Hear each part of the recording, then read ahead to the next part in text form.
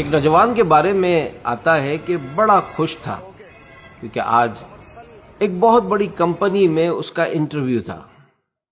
وہ سوچنے لگا کہ اس کمپنی میں مجھے لازمی کامیابی حاصل کرنی ہے، اور جب میں انٹرویو میں پاس ہو جاؤں گا، میری جاب لگ جائے گی، تو میں اپنا جو گھر ہے وہ چھوڑ دوں گا۔ وجہ کیا تھی کہ امی ابو کی بار بار اور ہر بات میں ڈانٹ ڈپٹ، ہر بات میں ٹوکنا، ہر بات میں کچھ نہ کچھ نصیحتیں کرنا، اس سے اس کی طبیعت بیزار ہو گئی تھی۔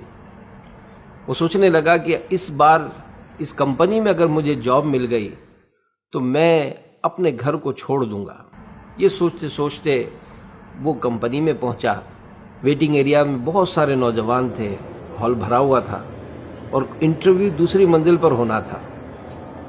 وہ یہ سوچ کر بیٹھا کہ میری بھی باری آئے گی۔ ایک ایک کر کے ہال سے نوجوان جانے لگے۔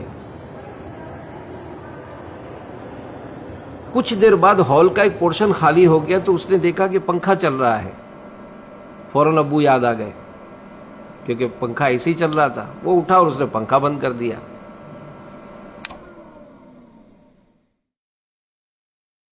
باہر نکلا تو ایک ٹیبل پر کولر رکھا ہوا تھا جس سے نل سے پانی ٹپک رہا تھا۔ فوراً اس کو پھر ابو یاد آ گئے۔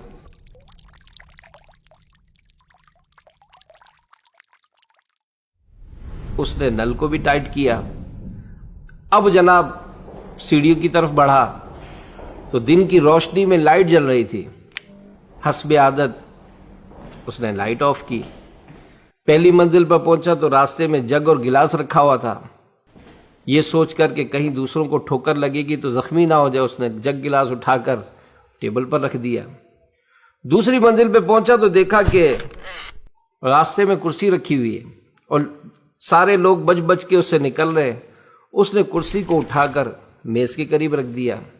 خیر اوپر کے ہال میں پہنچے تو یہ دیکھ کر اس کو بڑی مایوسی ہوئی کہ جتنے بھی انٹرویو دینے والے تھے وہ اندر آفس میں جاتے فوراً باہر آ جاتے، اندر آفس میں جاتے فوراً باہر آ جاتے۔ ایک نوجوان سے پوچھا کہ کیا انٹرویو نہیں ہو رہا؟ تو اس نوجوان نے کہا کہ نہیں، آج انٹرویو نہیں ہو رہا، صرف فائلیں جمع کی جا رہی ہیں۔ اس کا دل ٹوٹ گیا کہ آج بھی میرا سلیکشن نہیں ہوگا۔ خیر جب آ ہی گیا تھا تو یہ بھی اندر پہنچا، اور اندر پہنچ کر اس نے اس آفیسر کو فائل دی۔ اس نے جیسے ہی فائل چیک کی تو اس سے کہا کہ آپ ہمارے یہاں کب سے جوائننگ دے سکتے ہیں؟